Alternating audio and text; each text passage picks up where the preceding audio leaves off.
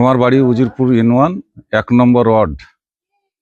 এখন যেখানে বসছি আমরা মনে হয়েছে যে সবাই দাঁড়িয়ে পাল্লা, মনে হয়েছে কি কহবো 80% লোকই মনে হচ্ছে দাঁড়িয়ে পাল্লা, ছোট ছেলে পেলে বড় বড় মানুষ, মানে মহিলা টহিলা কোনো নাই, আর কল্পনাই করা যায় না। আমরা মনে হচ্ছে বিপুল ভোটে আল্লাহর রহমতে কেরামত স্যারকে পাস করার জন্য আমরা খুব সবাই এটা যেখানে যাচ্ছি, মানে মাঠে ময়দানে আপনার হাট বাজার যেখানে যাচ্ছি, 4 স্টল গ্রামগঞ্জে মেয়ে ছেলে পেলে সবারই জন্য মুখে এটাই ভেসে আছে যে আমরা দাঁড়ি পাল্লাই মনে হচ্ছে এবারকার খালি ব্যাপাকটি মানে 100% দিতে পারেন, তো মনে হচ্ছে 80%ই আমরা দাঁড়ি পাল্লা, এরকম একটা হয়েছে সৃষ্টি হয়েছে।